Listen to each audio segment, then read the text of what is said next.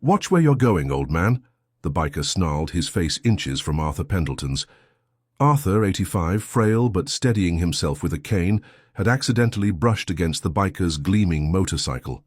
Before he could apologize, a fist slammed into his jaw, sending him sprawling onto the grimy sidewalk, his glasses skittering away. The biker laughed, then spat near Arthur's head. "Teach you to respect other people's property." 30 minutes later, as Arthur was being helped to his feet by a concerned passerby, the roar of engines filled the street.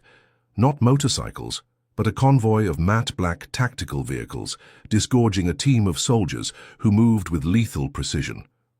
If you believe disrespecting an elder, especially a veteran, has consequences, type payback below. Arthur Pendleton had seen his share of ugliness in the world. 85 years had etched deep lines of experience onto his face, mirroring the maps of far-off lands he'd traversed as a young soldier in wars largely forgotten by the current generation.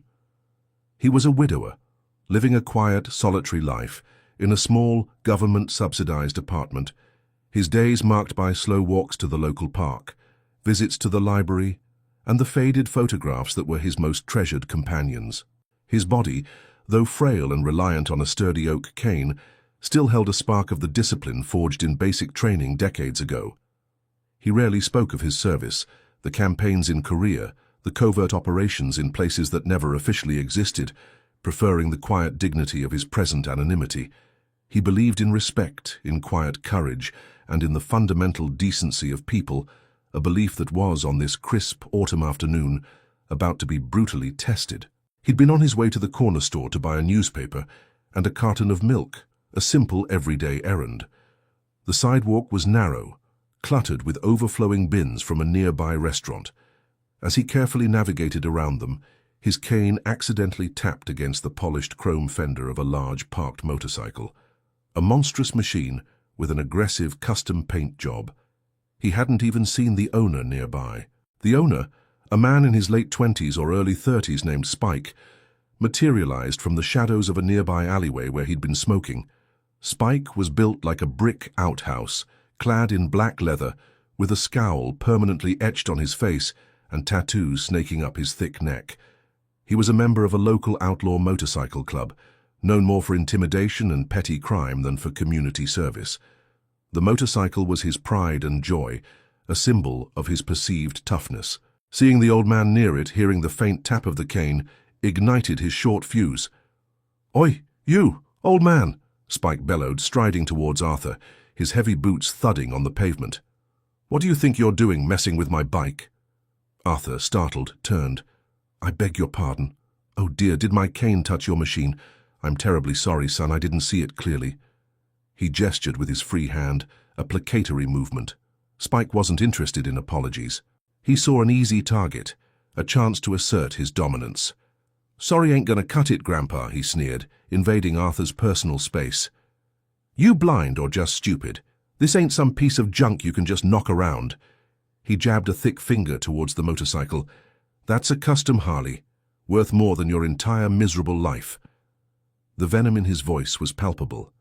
Arthur, though intimidated by the man's size and aggression, stood his ground as best he could.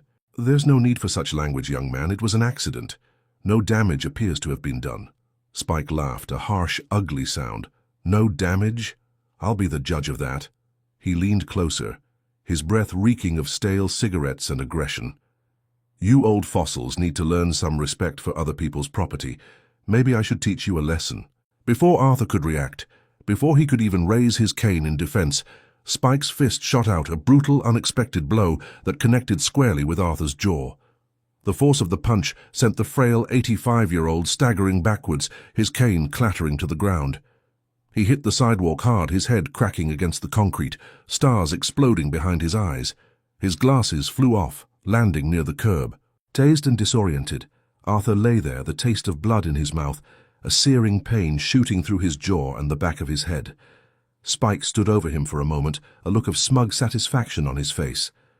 "That's for touching my bike, old man," he spat, then turned, casually remounted his motorcycle, revved the engine with a defiant roar, and sped off down the street, leaving Arthur prone and injured on the sidewalk.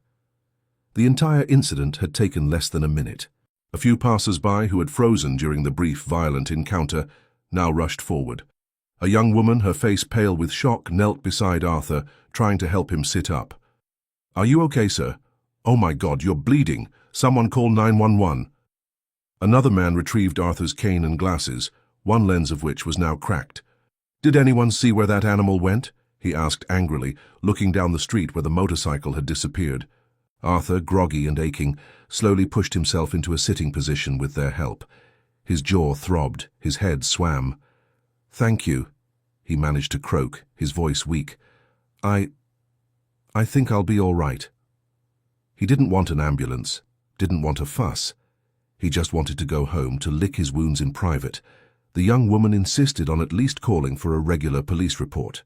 As she spoke to the dispatcher, Arthur, feeling a desperate need to connect with someone familiar, fumbled for his old, very basic cell phone. His hands were shaking, making it difficult to dial. There was only one number he kept on speed dial, a number he rarely used, reserved for true emergencies. It was for his son, Colonel Mark Pendleton, currently stationed at a major military base about an hour's drive away, though Arthur never knew his son's exact day-to-day whereabouts or specific role. "Mark," Arthur whispered into the phone when it connected, his voice raspy. "Son, I've had a bit of trouble. Down on Elm Street near Miller's Grocery, some fellow on a motorcycle. He hit me." He tried to downplay it, but the pain and shock were evident in his voice. "Are you hurt, Dad?" Mark's voice on the other end was instantly sharp, all traces of casualness gone, replaced by a focused intensity Arthur knew well. "How badly?" "Jaws sore. Head hurts a bit where I fell. He just took off," Arthur said, a wave of dizziness making him lean against the young woman who was still tending to him. "Elm Street, near Miller's. Dad, don't move. Don't talk to anyone more than you have to. I'm on my way. ETA 30 minutes. Less, if I can push it." The line went dead. Arthur knew that tone. It was the same tone Mark used when a mission was critical, when lives were on the line. He hadn't expected his son to come personally, let alone so quickly. The local police arrived. Two young officers who took Arthur's statement with a kind of bored sympathy. They noted the cracked glasses, the bruise already forming on his jaw. They got a vague description of Spike and the motorcycle, but without a license plate, they admitted. The chances of finding him were slim. They offered to call an ambulance again. Arthur again declined. He just wanted his son. 25 minutes passed. The small crowd of onlookers had mostly dispersed, leaving Arthur with the young woman and the two officers, who were about to clear the call. Then the sound began. A low, powerful, unmistakable thrumming. Not the roar of a single motorcycle, but the coordinated rumble of multiple heavy-duty engines. Heads turned. Coming down Elm Street, moving with a speed and aggressive precision that made civilian traffic instinctively pull over, was a convoy. Not police cars, not ambulances. 4 matte black up-armored tactical vehicles, the kind used by elite military units or federal strike teams. Their windows tinted, their profiles low and menacing. They didn't have sirens, but their sheer presence, their purposeful advance, was more commanding than any wail. The lead vehicle, a heavily modified Humvee, screeched to a halt directly in front of where Arthur sat on the curb. The other 3 vehicles fanned out with practiced, almost balletic coordination, effectively sealing off both ends of the block, their occupants, clad in dark tactical gear, disembarking and taking up unobtrusive but clearly strategic positions. The 2 local police officers stared open-mouthed, their minor street incident suddenly escalating into something far beyond their pay grade. The passenger door of the lead Humvee opened, and out stepped Colonel Mark Pendleton. He was in his late 40s, lean hard, wearing a simple, unmarked black tactical uniform that nonetheless screamed authority. His face was a mask of controlled fury. His eyes, sharp and cold as ice, scanned the scene, taking in his father's bruised face, the cracked glasses, the concerned young woman, the bewildered local cops. Colonel Pendleton strode directly to his father, kneeling beside him, his earlier iron control softening slightly as he took in the extent of the visible injuries. "Dad," his voice was low, tight with emotion, "are you sure you're okay? We need to get you to a medic now." "I'm all right, son, just shaken up," Arthur insisted, though he leaned heavily into his son's supporting arm. Who are all these men, Mark? Mark didn't answer directly. He helped his father to his feet, then turned to the young woman. Ma'am, thank you for staying with my father. Can you tell me exactly what happened? And describe the man who did this. The woman, intimidated but resolute, quickly recounted the incident, giving a clear description of Spike and his motorcycle. As she spoke, one of Mark's men, equipped with a small, ruggedized tablet, was discreetly inputting the details, his fingers flying across the screen.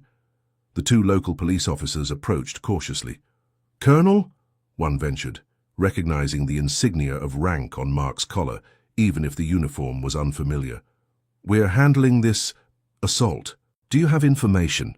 Colonel Pendleton cut him off, not rudely, but with an air of absolute command that brooked no argument. Officers, thank you for your initial response. My team will be taking over the apprehension of the suspect from this point. This incident now falls under a, let's call it a special jurisdiction, due to the victim's status and the nature of the unprovoked assault. He didn't elaborate. He didn't need to. The presence of the heavily armed, highly disciplined soldiers spoke volumes. We have a positive ID on the registered owner of a custom Harley matching the description, with a known address 3 blocks from here and a prior record for assault, the soldier with the tablet announced quietly to Colonel Pendleton. Name's Patrick Spike Rourke, affiliated with the Iron Disciples MC. Colonel Pendleton nodded grimly. Sergeant Miller, he addressed one of his team leaders.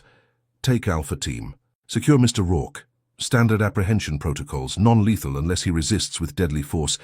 Bring him here, now. Yes, sir, Miller acknowledged crisply. Alpha Team, 4 men, moved with silent, swift efficiency, boarding one of the tactical vehicles and peeling off down the street, their movements a terrifying display of coordinated power. The remaining soldiers from Colonel Pendleton's team fanned out, creating a secure perimeter, their presence effectively shutting down the block to all but official traffic. A military medic from the team was already gently examining Arthur's jaw and head, his touch surprisingly gentle. Less than 10 minutes later, Alpha Team returned. They had Spike. He wasn't swaggering now. Flanked by 2 imposing soldiers, his hands cuffed behind his back, his earlier arrogance had been replaced by a look of dawning terror. He looked utterly bewildered, clearly unable to comprehend how an assault on some random old man had resulted in what looked like a full-blown military operation targeting him. Sergeant Miller brought Spike directly before Colonel Pendleton, who stood beside his father. Mr. Rourke, Colonel Pendleton said, his voice deceptively calm, though his eyes were like flint. This is Sergeant Major Arthur Pendleton, United States Army, retired. He is 85 years old. He is a combat veteran of 2 wars. He served this country with honor and distinction for over 30 years. And you, Mr. Rourke, for the crime of his cane accidentally touching your motorcycle, saw fit to strike him, an elderly disabled man, with your fist, knocking him to the ground, and then you fled the scene. Spike started to bluster. Hey, man, he touched my bike. I didn't know. You didn't know what, Mr. Rourke? Colonel Pendleton interrupted, his voice dropping to an icy whisper. That he was a hero, that he deserved respect, or that he happened to be my father. Spike's eyes widened in horror as the last piece clicked into place. He stared from the colonel to the old man he'd assaulted, the full weight of his catastrophic misjudgment crashing down on him. The local police officers who had been watching the proceedings with a mixture of awe and trepidation now stepped forward, ready to take Spike into custody. He's all yours, officers, Colonel Pendleton said, stepping back. Book him for assault on an elderly individual, battery, leaving the scene. I trust the DA will be very interested in his prior record and perhaps the unusual circumstances of his apprehension. He then turned to his father. Dad, let's get you properly checked out at the base hospital. They're expecting us. As Colonel Pendleton helped his father towards one of the waiting tactical vehicles, the medic carrying Arthur's cane and cracked glasses, the street began to buzz with onlookers who had been kept at a distance by the soldiers. They'd seen the convoy arrive, seen the armed men, seen the biker dragged back in cuffs. The story would be retold, embellished, becoming local legend. The day the army, or some secret special forces unit, descended on Elm Street to avenge an old soldier, Spike Rourke faced serious charges. His motorcycle club, learning that his actions had brought down the kind of attention they assiduously avoided, unceremoniously kicked him out. The legal process was swift, unhampered by the usual delays, a fact perhaps not unrelated to the special jurisdiction Colonel Pendleton had invoked. Arthur Pendleton recovered from his physical injuries, though the emotional impact lingered. What healed faster was his sense of dignity, restored by his son's swift, decisive, and admittedly overwhelming intervention. He knew Mark had likely overstepped several boundaries, mobilized resources far beyond what was typical for a civilian assault. But he also knew his son's fierce loyalty, a trait forged in the same fires that had shaped Arthur himself. "You didn't have to bring the whole army, son," Arthur said later, a faint smile playing on his lips as he recovered in a comfortable room at the base hospital. Colonel Pendleton just looked at his father, the man who had taught him about honor, courage, and protecting those who couldn't protect themselves. "Dad," he said quietly, "for you, that wasn't the whole army. That was just a few of your boys, making sure one of our own was taken care of. Because some lines, once crossed, demand an immediate and unequivocal response. And the bond between soldiers, especially between a father and son who both wore the uniform, is a force more powerful than any street thug could ever comprehend. Disrespect a veteran, and you might just find out how deep those loyalties run and how swiftly help can arrive. Subscribe to my channel if you believe that honoring our elders and veterans is paramount, and that sometimes a show of strength is the only language bullies understand.